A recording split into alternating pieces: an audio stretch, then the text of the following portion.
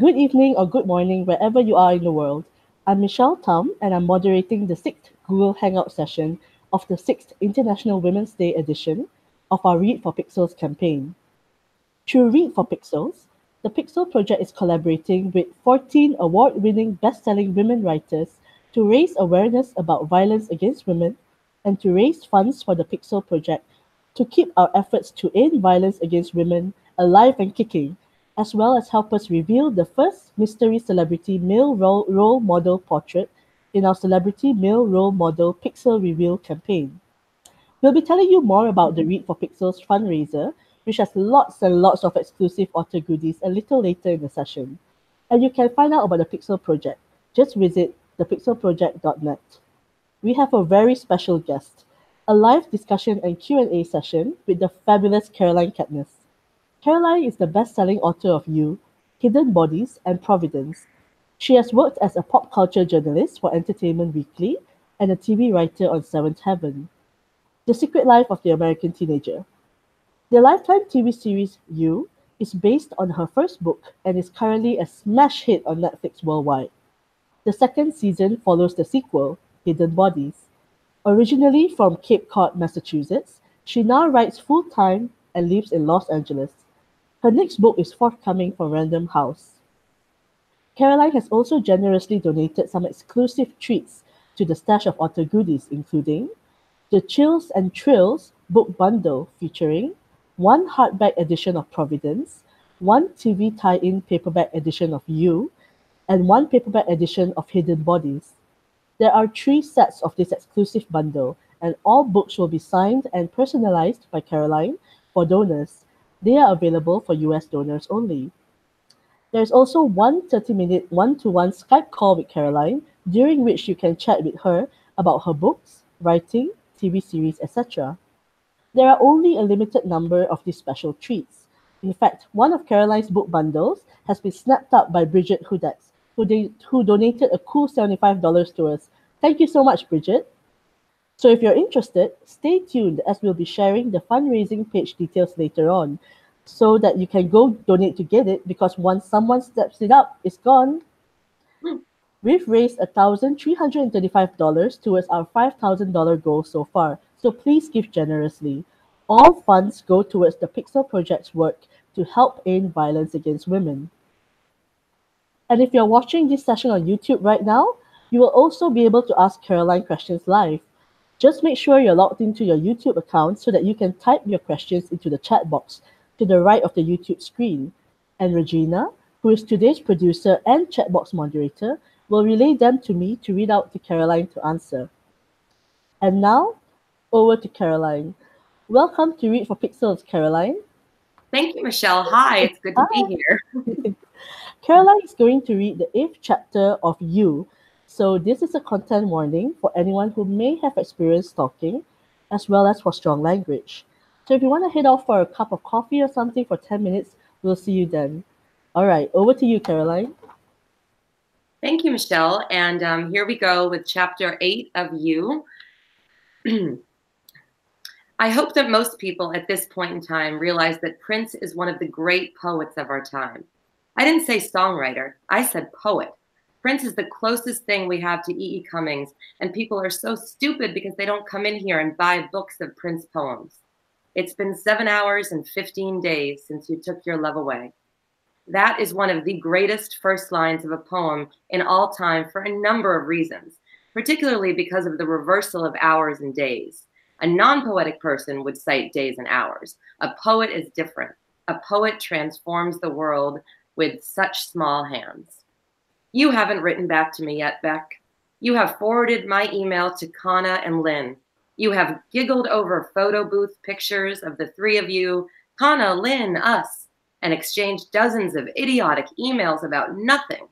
You have found the time to read and respond to your classmates' short stories and beg the bosses at Word in Brooklyn to let you read, but you haven't written back to the guy who saved your life. You are still in pursuit of Benji, and it has not been 7 hours and 15 days, but we are getting there, Beck. It's not funny anymore. You wrote to Kana and Lynn. How come I have to be this stereotypical chick that meets a nice guy and is like, thanks, but no thanks? I don't read Cosmo or do cleanses or post selfies, which means I don't fit the profile for this lame girl who hates nice guys.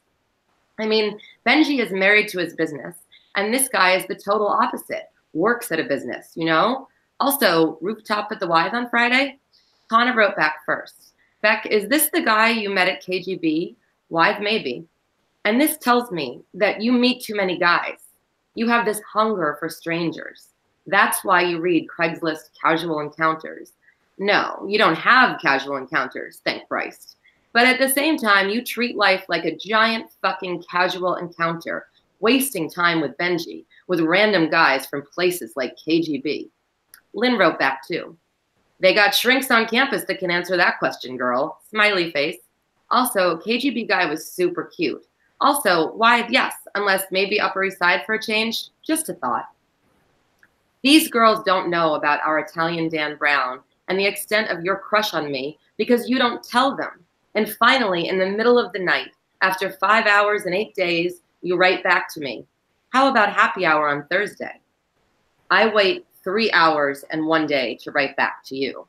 That works. Where? You didn't earn my humor this time. You didn't write back right away. 4 minutes, 3 hours, and 2 days pass before this bullshit from you stinks up my inbox. Sorry, oh my God, one of those weeks. Whatever you do, do not go to grad school. Anyway, how about next week?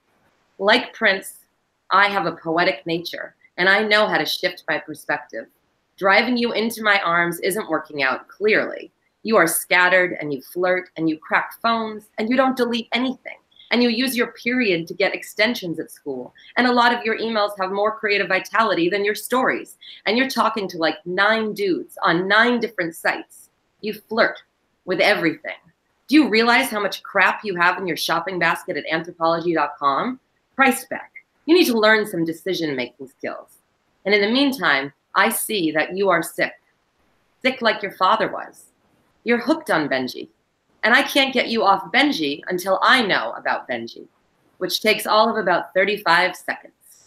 Benjamin Benji Baird Keys III is a friggin' joke. He's been to rehab, which is a travesty. You can tell by his smug face that he's not capable of genuine addiction.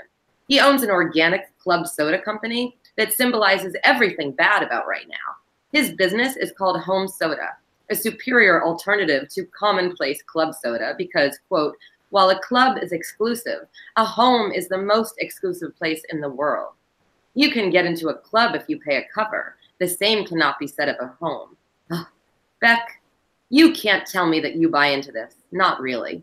Benji's little startup is a runaway, underground, Whole Foods-style success, and his pastel-laden website includes a diatribe on Monsanto, as if the kid's parents don't profit directly from Monsanto, as if this kid wasn't fucking raised on Monsanto. Literally, his dad worked for Nestle when Benji was a kid.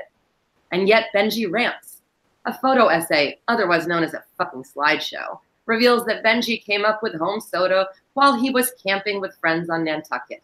Camping is a bullshit term. Nantucket is not New Hampshire, and Benji was staying at a friend's waterfront summer home. I blow up the photo. I see the untagged girl from your Facebook profile. Aha. So you know Benji through that miserable odd girl Peach, who does have a legitimate smile, reserved for wealthy friends and staged propaganda photos. But did you go camping with them? No. You probably weren't invited. Your friend probably fed you some bullshit excuse about there not being enough room on the beach. You are the townie, and Benji is the tourist, who literally enters you and uses you as a vacation from the wear and tear of the artisanal club soda business, only to dump you before Labor Day. He is the daddy you try desperately to please, the daddy who leaves no matter what you do. Your emotional livelihood is a demented seasonal economy, where Labor Day is every other fucking day. He rents you out, the same way he rents loft space in Sobro, South Bronx, to those of us who don't need to make up bullshit pen names for neighborhoods we're not wanted. And Benji cheats on you, Beck. A lot. Compulsively. He is an intense pursuit of a performance artist who fucks with his head the way he fucks with yours. It has been 6 minutes and 3 hours and 1 day when you email me. This is random, Joe, but I'm in Greenpoint. Are you maybe bartending right now? I respond. I'm not, but I could meet you at Lulu's. You respond, it is on, baby. Sorry for all caps, I am just excited. I wait 12 seconds, 9 minutes, and no hours before writing back. Haha, on my way. 5? You don't write back, but I have to take 2 trains to get there. And the Hannah and Sisters soundtrack is playing in my head, all the songs at once, so loud that I can't listen to the music on my phone or the music on your phone. And all I can think about is our first kiss, which will likely take place in 18 seconds, 19 minutes, and 3 hours when we are both drunk in a cab on Bank Street. And I get it now, why dudes jerk off on trains sometimes. But I don't do that. I have you in my future. The train can't go fast enough, and engine number 9, and look at how much we share already, and we haven't even fucked. And I got you a present too. I'm bringing you a copy of The Western Coast, and it's inscribed. Engine number 9, on the New York Transit line. If you go in a nursing home, this here book will be your tome. It's not perfect, but it's close, and I had to buy you something. Reward you for stepping up. And the train is here, and I hope that Prince eventually got to be where I am, pounding up the 16 steps and 2 blocks and 1 avenue toward the rest of his life. But I'm only halfway up the subway stop stairs when your phone beeps. There's a lot of information to process, and I have to sit down, and I do. Things have changed, quickly, too quickly. Nearly 2 weeks after your mass email announcing your new phone number, Benji has emailed you back.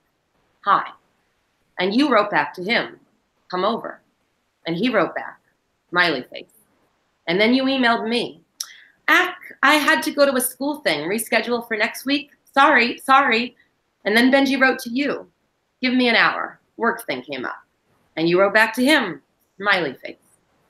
You're smiling because you want life to be like it was before your father messed up on Nantucket, without secrets, without danger. You write about how safe it is there, how claustrophobia and comfort go hand in hand. Your family never locked the doors to the house or the cars, and they left the car keys in the ignition. But come March, you'd give anything to see a stranger. You tweeted a few weeks ago, the island of Manhattan is like the island of Nantucket. Groceries are expensive, drinks are expensive, and in winter, everyone goes nuts. That's cute, Beck, but the island of Manhattan is nothing like your precious Nantucket. Let me tell you what I did last Tuesday.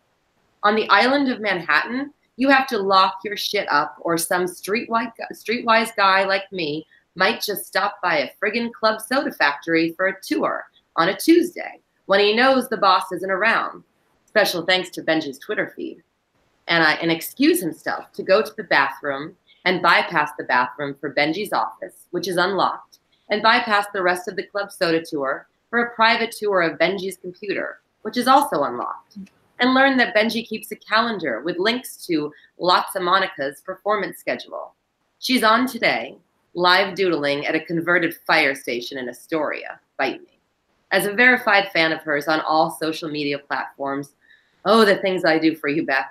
I am granted access to the live coverage. And though I don't see Benji the man, the place is too crowded, I do see bottles of home soda in all the filtered pictures. He is there. A comment from some chick with bangs and pink glasses proves it. Benji rocks for bringing club soda. Organic for life, home soda, drink free or die. So there it is. Your precious Benji doesn't show up at your reading, but he treks all the way to Astoria in the middle of the day because he thinks Monica is superior, because she's tall and blonde, and he mistakes her doodles for art. I have to calm down. You don't know about this. You're not a fan of Monica's because you're not an imbecile.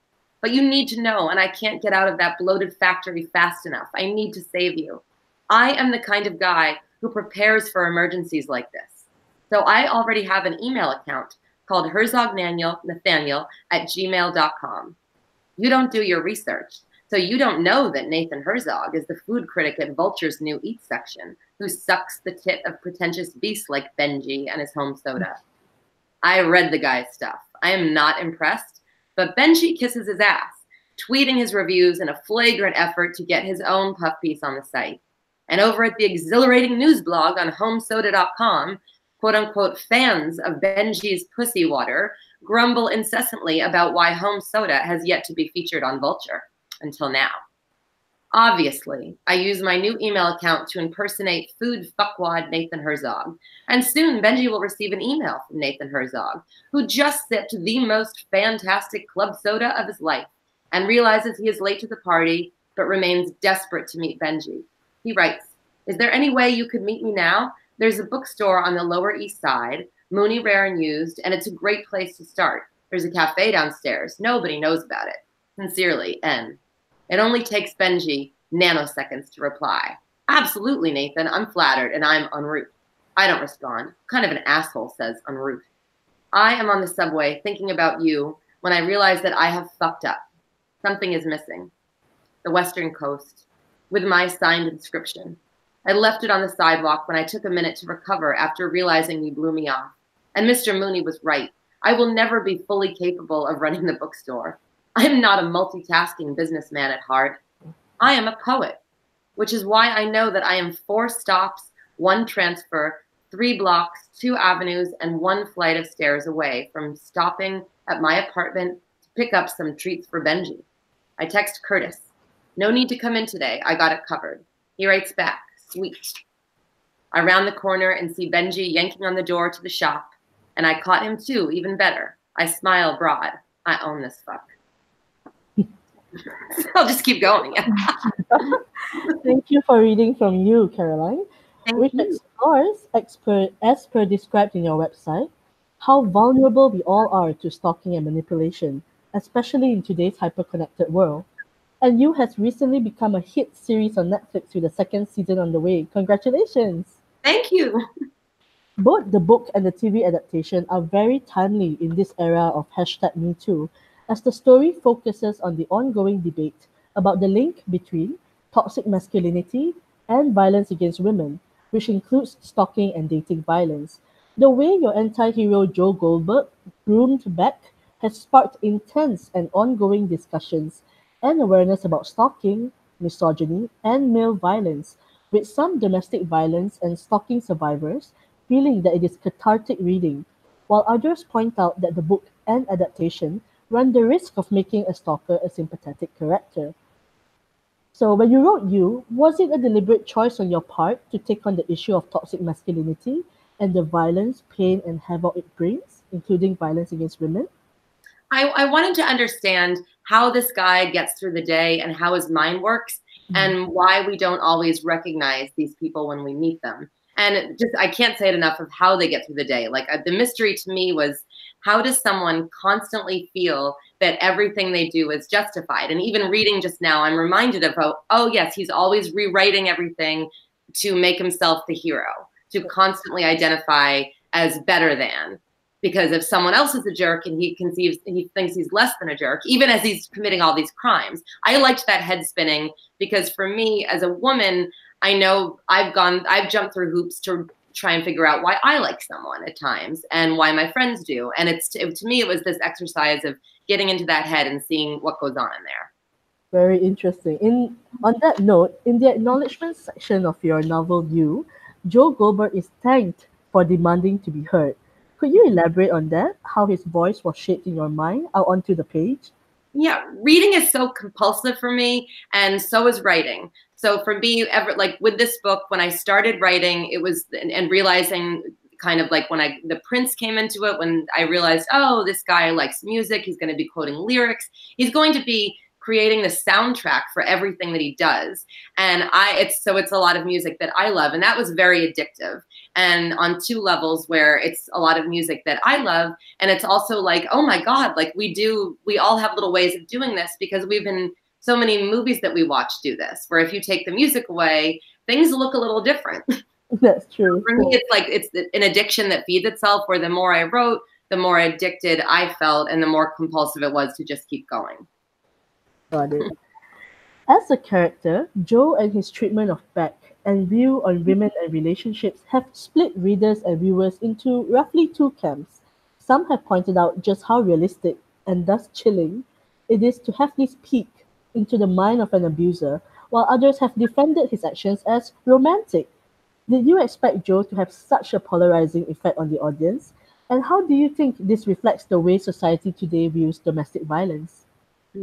So when the book was first coming out in 2014, and early readers who a lot of them have gathered in a place called Caroline's Cage, hi guys, and they were just fixated on Joe, obsessed. And to me, they were compelled by the writing, by the story, the character. How scared would they know him if they met him? Like, how could someone say all these things that make you feel good and do all these horrible things? And to me, it's the storm within. When you're reading a book, you're imagining all of that in your head.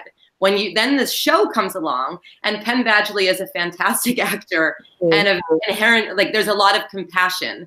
So to me, these are two different experiences, and the conversations are great. And I feel for him playing this role where he understands where all of that is coming from, because it's very hard to be doing violent things and have people responding in this way where they're loving you. And I would say that for us who are watching and reading and dealing with, again, in this world of where we are right now, of being surrounded by so many monsters, by living in a society at the moment when the narrative is always, oh my God, the monster is right there. The monster is always right there. The monster is coming. The monster is winning.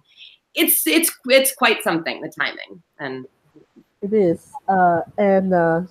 Spoiler alert, in the show, the fact that Beck manages to give Jo a piece of her mind before her untimely end, which is taken off screen, of course, instead of the disturbing blood-soaked Da Vinci Code pages in the throat seen in the books. It's a change which grants her some agency. Why did you and show co-creator Sarah Gamble decide to act that in as a change?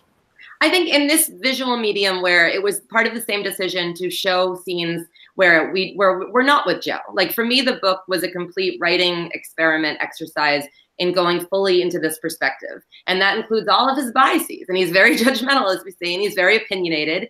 And in the show, you're expanding that world. So because we've had 10 episodes where we've seen her on her own, moments that he doesn't know about. That's right.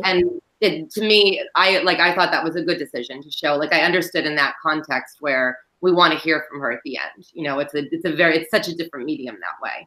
It was. I appreciated the episode where she there was her own voice over her own narrative taking center stage. Great. Yeah, that was great. Yeah. Moving on, many people in the anti-violence against women movement say that male violence is the main, if not the root, cause of violence against women and girls, and of violence in general.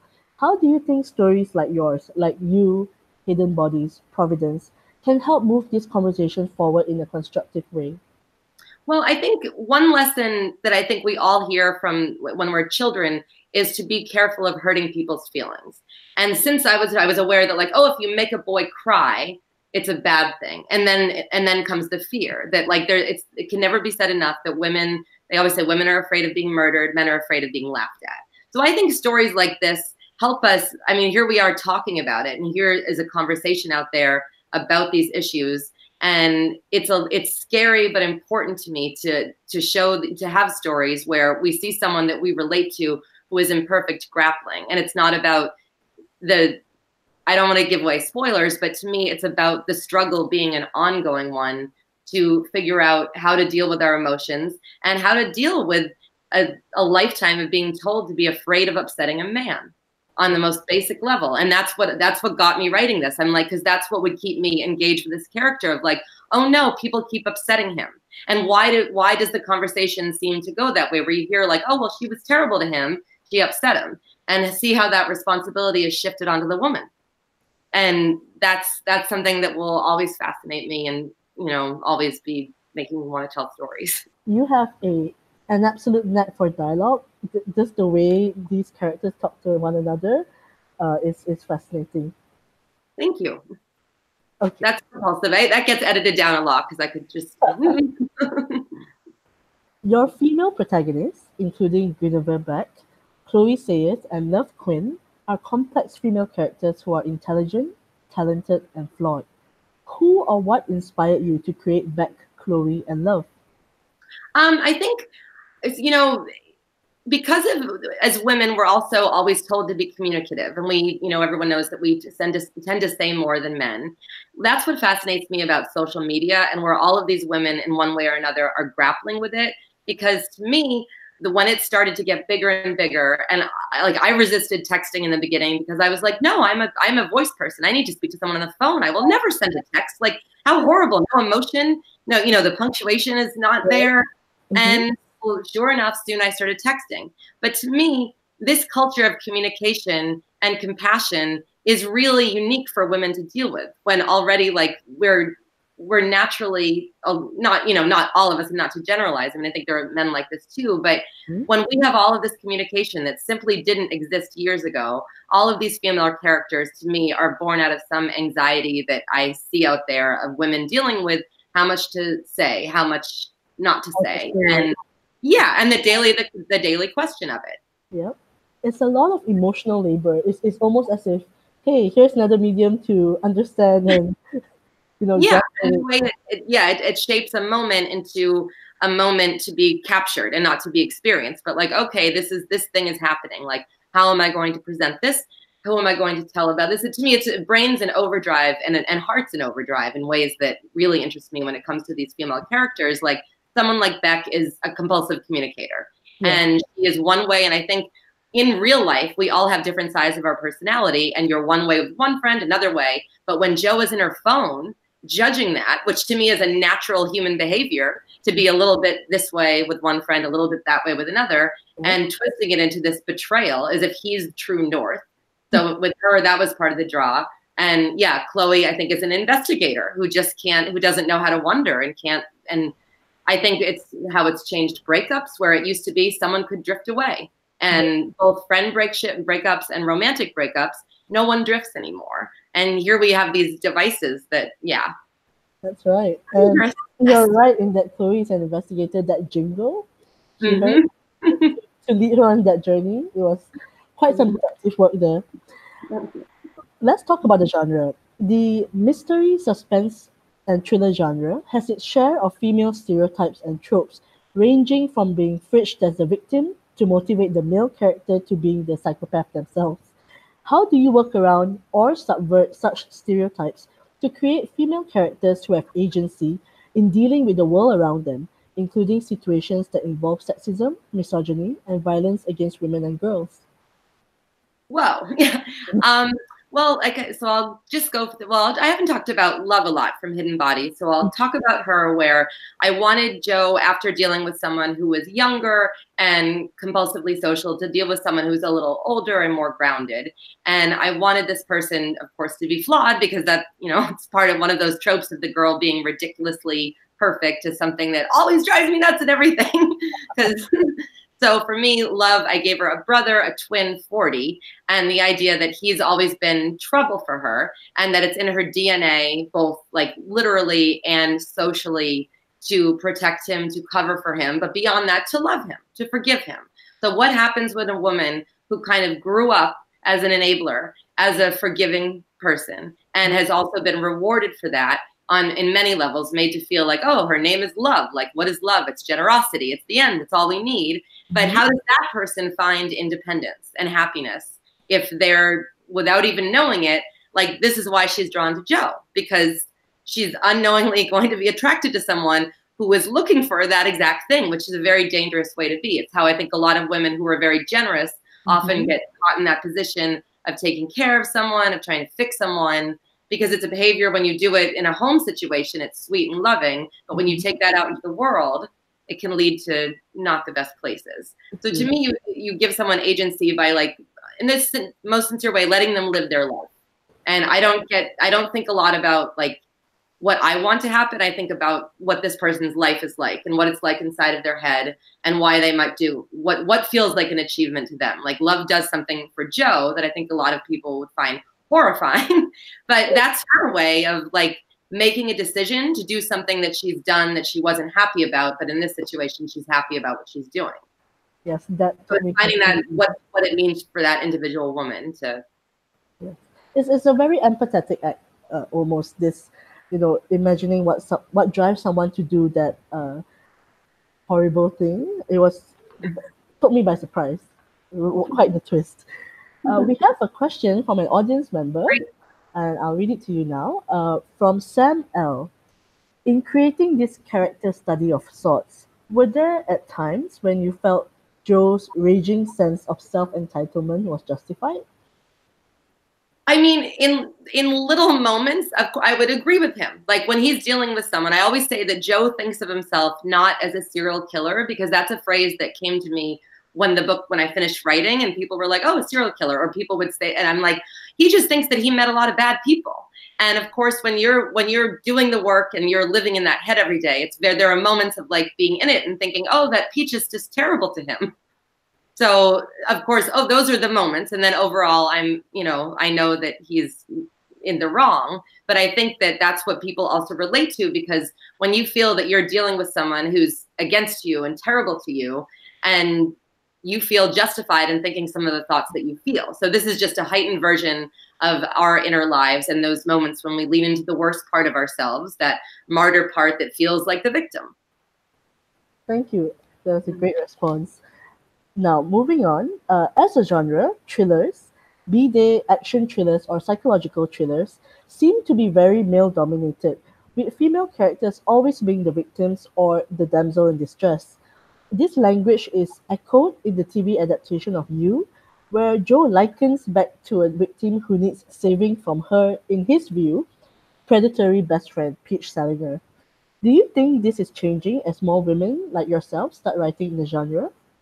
I think so too, because it always makes me laugh when people will say to me, you wrote this book, like, because of me being a woman. I'm like, of course, like, we have dark imaginations, and this is very common, and we deal with men Yeah. and women. So yeah, I think Oh, it's exciting to see the idea, like more and more women, it being not such a shock that women have dark things to say and darker stories to tell, and also can write women who aren't like in need of being saved, but also be addressing that idea that that we need to be saved, or that good female characters that we've seen for years that we may love are incomplete without a man. okay. So it's a good time to, yes. There are certain times when Beck from You has to behave in what some people would label stereotypically feminine ways to get things done, such as entertaining the idea of cavorting with a lecherous professor in the You TV show, though she eventually stands up to him. This may be seen as somewhat unfeminist behavior and an erosion of the character's strength, or perhaps even adding to the sexist stereotype of women being manipulative. What is your opinion on this?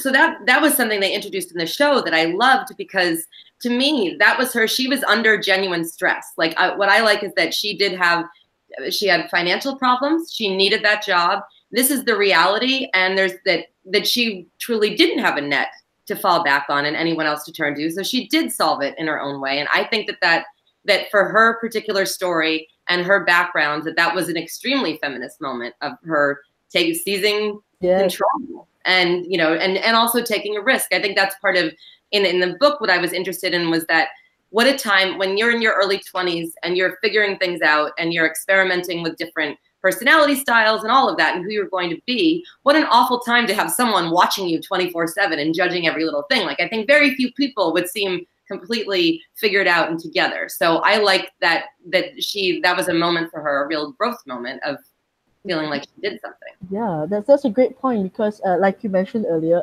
people have different selves when dealing with different people. Like Beck is a caretaker for her best friend. She's this mysterious nymph to Joe and Yeah. stuff. Except when he's And doing also other stuff. relates to, like, I wanted to write about classism in the book, and and I feel like that is in the show wonderfully too, that she's not from a background where there's a lot of luxury, so the stakes are that much higher for her, and maybe she is operating from a different position. She doesn't have the freedom, the independence of Peach, who has other problems. It's like to me everyone has terrible problems. Yes, And yeah. it was well portrayed, definitely. Uh, Stories are one of the most powerful ways of bringing about cultural change. The very nature of your books, psychological thrillers with elements of horror, means that they all feature some sort of violence, including violence against women. How do you find a balance between showing violence as an integral part of the story and not showing violence gratuitously? So It starts with language, where a lot of my drive when I started writing You was in the way that some words that I grew up thinking of as absolute 100% dark words like stalking have taken on a lighter tone because of when people joke about, oh, I stalked him online. Oh, she's not like that kind of, that always like bumped me because I'm really oversensitive about language. And it's just to go from being a kid in the early 80s when you hear the word stalker and it's absolute violence. So to me, there's some comfort in having black and white definitions. And now that so many words have lighter sides, that is the beginning of the horror to me. Because what initially, if you find out a guy that you met looked you up online, that's sweet. And then it's like, where do you draw the line? And that, so, and another word is follow, where to me, like, so just meaning that, like, I look at the violence in these words and I look at the sweetness and the double-edged sword of them all. And I think I'm always drawn to the violence that's the interpersonal. And then I think a lot about why I'm going to show something and why Benji dies off the page and why the scene with other scenes are so long. It's about exercising judgment. Yeah. But I do think You has put stalking in the, in the forefront of discussion through all the op-eds and all that. Were there any points you made that they made that you felt were particularly interesting in the whole discussion swirling about? I mean, one point I see people talk about is the guilt of two things. The guilt of being attracted to someone who's bad, where I'm like, I think that it's natural to, there have always been bad guys. And to me, it's like, it's such a complicated issue with so many layers. So it's a lot to unpack, and it's good to see people actively unpacking it. And then, like, just today, someone tweeted, I wish I knew her name right now, but she was reading the end of You, and her boyfriend, she didn't know that he was recording her on video reading. And I think I said something like, I have to like think about this or process this, because I thought, there it is, like that. He's recording her without telling her. She approves of it because she's sharing it. But my brain gets going of like, what if like, that's, he has her phone and like, just, yeah. I can see why you would look at it that way. Yeah, that's just, my brain just always takes things to the dark place. So when I can't remember what the question was, I feel like I just got off track. But it's great that, now you think that way, and now more people might think that way too, like just taking the extra step to really assess if something's appropriate. Right, and also to me to question your motivation in sharing something. Which to me, again, I feel like in 50 years, I mean, they'll see how all of this was so much change for us at once, that your brain is making so many decisions every day that you're not aware of that are like second nature. It's like we've gone from an aisle with a bunch of cereals and like, oh my God, what a choice, to like 50 million choices like that. I think they call it choice paralysis. Yeah. All right. In your opinion, can crime and thriller stories successfully be used to address the issue of misogyny and violence against women? And if so, how? Yeah, I mean, I think that, okay, like there's a book by Paul Tremblay, The Cabin at the End of the World, where some awful things happen. But the book is so moving because of the love that's in there. And that to me, like, it gets us away from thinking that we're ever going to live in a necessarily perfect world. But it teaches us, books like that help to remind us that when awful things happen, they're awful because you love that person, because you knew that person, because there was intimacy, because this person is valued, or and then they're awful on another level, like for the world. But I think that stories that have things that make us cry and feel a lot are good for us, because they're ultimately reminding you that we do value human life, that you're reading about someone who technically isn't a person in your life, but you're feeling very personal emotions. And I think that that's healthy. How do you think crime and thriller authors can tackle the issue of violence against women without falling back on harmful stereotypes and tropes? By doing it your own way. Like another book that I love is Amina Akhtar's Fashion Victim. That's a satirical look at a women's magazine. And it's a brilliant, original, only Amina wrote that kind of book. And when I read books like that, I feel very good about the state of writing and of our taking issues and making them our own in a creative way. Like for her, that was a cathartic exercise to show violence in this really unique candy-coated way and how this one woman processes it. And she's an aggressor. And Yeah, I feel like every time when I read things that are making me see something in a unique way, it makes me feel good. And I feel like that's also good for us because we don't want to see the same exact story over and over again because then we do get dead to it. Like you see a girl running through the woods, and our brains are like, oh, that's what happens to girls in the woods. So I'm like, let's mix it up and see things like the person that we don't expect to be hurt get hurt, or the outcome we don't expect or necessarily want. I also think, yeah, we don't always get to have the ending in the story that we would like in life. And that's what leads to the good conversations too. It does. Different points of view, definitely. Yeah. In your opinion, how can authors strike a balance in their storytelling between raising awareness about violence against women while telling an engaging story without being pedantic or preachy? The better you know the character, the less preachy the character is going to be. Because that's a first draft thing to me, or when you haven't quite figured out someone, which is okay, which I've been at that point with something I'm working on where I'm like, oh, I haven't figured her out, the character. And then I do, and then immediately I go back and rewrite everything, or everything starts to fall into place. Because once you understand who you're writing about, everything that you believe is going to naturally be in there because this is the person you're creating. So they're either going to agree with your beliefs or not agree. For some reason, your brain is either creating a version of you or someone you would loathe. And you just keep getting to know those characters and then take them back into the plot. And then everything will it'll just get tighter and tighter. Like it goes from being a watercolor to being very fine, detailed piece of art. Okay, I agree. Uh, do you think it's important for influential authors such as yourself, who are read all over the world, make a conscious effort to include characters in your stories that show readers the importance of respecting women as equals and as human beings? Yeah, I mean, I think that for me, it's always about the art and what works. Like that, as a female artist, as any artist, you want to do what is right for that story, and then to have characters that you believe in, that you like, that you think that other people will enjoy. I always say, like, I'm not a fan of the word likability, and I don't like the idea that someone is necessarily admirable. I want characters to be compelling and to be emotionally divisive to me, where I'm frustrated for them, I relate to them, I feel mad at them a lot, I love them, I could kill them. It's for each character, and to me that makes the world more like the world that we live in. So that's my personal just what my drive is, to not have people that are like, oh my gosh, like they make you feel like, oh, like that person was purely good, like I wish I was more like that. But to feel like, yeah, look at this person with all of their flaws trying to get through the day, and there's no way to know if they will or won't, but they're trying. It's that feeling compassion for someone, not admiration, Yeah, Mm. that's true. Any one person can inspire the whole gamut of emotions you just described, and that really is true of your work, especially in You and Hidden Bodies, I believe. Yeah. Thank you. All right.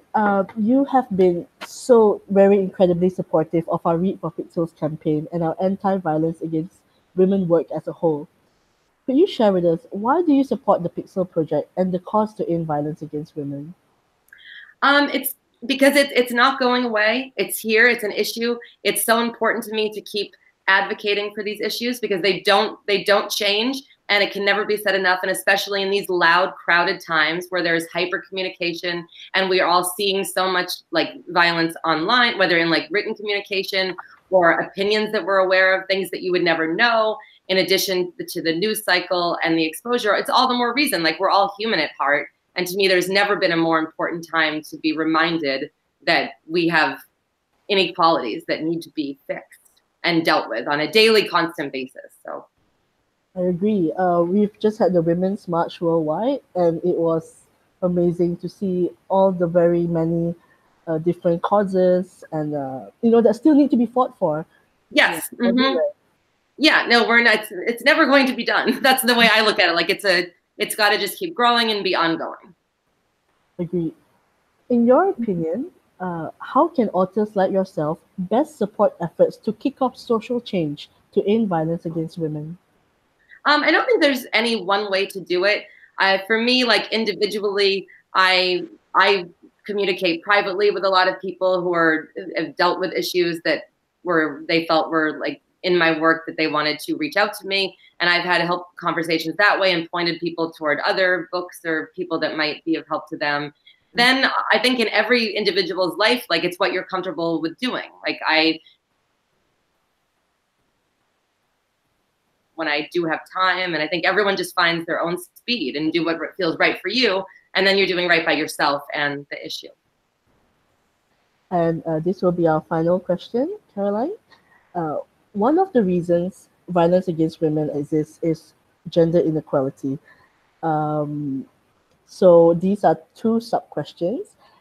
As an author, do you think it's important for stories to pass the Bechdel test, where the women talk to each other about something other than a man?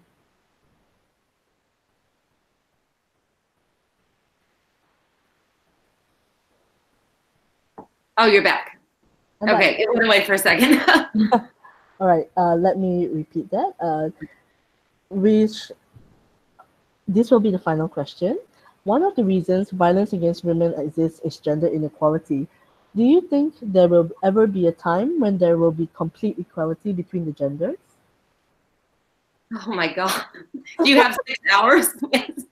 I mean, equal, like in society, in the workplace, in general, in day-to-day life, where I would it's a nice idea. And I think that I don't like the question because I feel like we just have to keep fighting for that. It's a dangerous thing to have an outlook that's either negative or positive, because it's important to just say that that's something we want and that's desirable. And we're all trying to make that happen and treat each other that way and not think of it as an outcome, because the minute if there is an outcome of anything, then it's just like, how long is this going to last? So I prefer to think, I'd like to hope that overall we're going to all do better and keep doing better, not yes. There. Yes, that sounds good.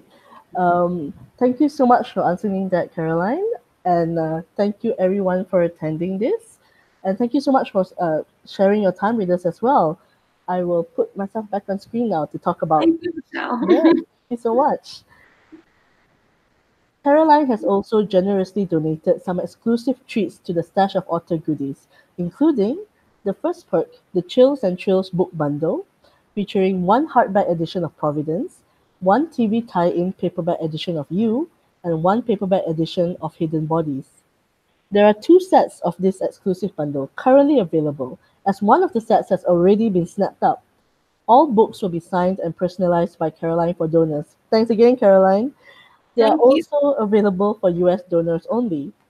The second perk is a 30-minute one-to-one Skype call with Caroline, during which you can chat with her about her books, writing, the TV adaptation of You, and all of that. This perk is available for donors worldwide.